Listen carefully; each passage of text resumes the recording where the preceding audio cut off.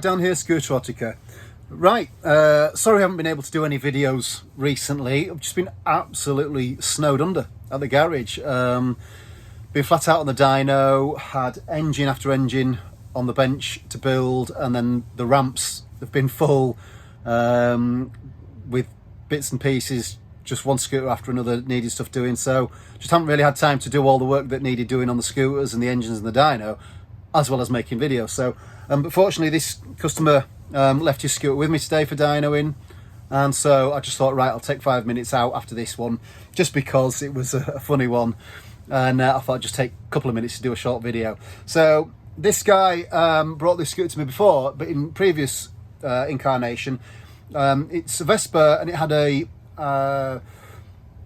200cc standard lump in it, although at that point he had put a 26mm BGM carb and a revolver right hand expansion chamber on. I think it was kicking out about 11 or 12 horsepower, and that was all fine. But then it needed some work doing on it. It had got an air leak and one thing and another. But anyway, when he ripped it apart, he decided to pop a crank in it. So he put a Tamini race crank in, 60mm race crank, and he added a SIP Road 3 pipe, a Molossi MHR kit, and bolted it all back together with a BGM flywheel and stator plate.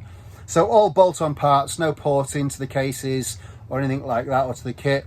Bolted it all together, and then he got a pal of his to run it up in a van to drop it off with me for a dyno.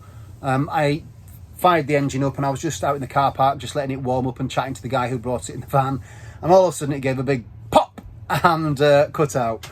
And immediately I just looked at the flywheel and realised that in his haste to get it all reassembled last night to send up for dynoing, he'd forgotten to torque down the nut for the flywheel.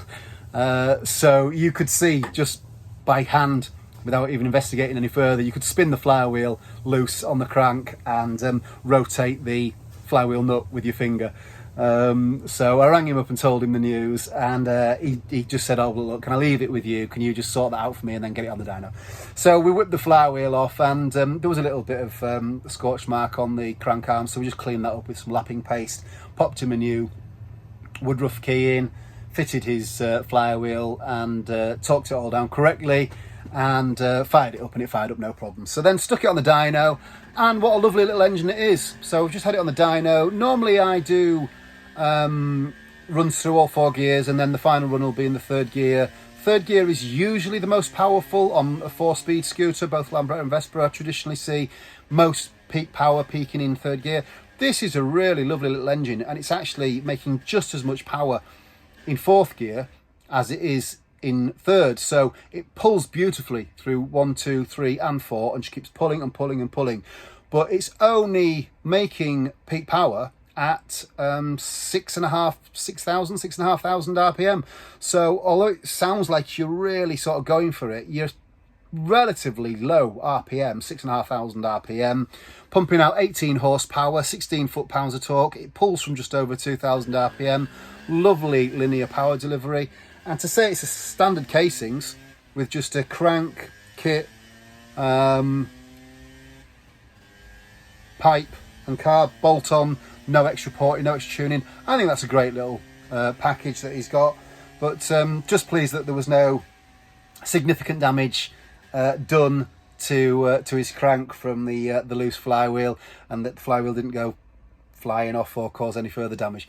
But anyway, just nice to see that nice simple fix, and then onto the dyno, and a great result. So there's a lesson there. If you're keen to get your scooter built up and on the road, that's all fine, but don't forget to just do the fundamentals and the safety checks. Make sure you torque down the flywheel so that you're not left wanting when you send it for dyno, or even worse, if you rode it down the road and it had conked out. But yeah, so nice little result on that.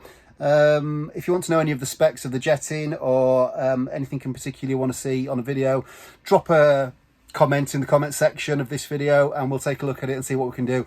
One thing I have been requested is that I do a video for setting float heights on Dyno, PHBH and Mikuni carbs, so I'll see if I can find some time to do that and get that hooked in as my next video. Okay, see you on the next video. Cheers.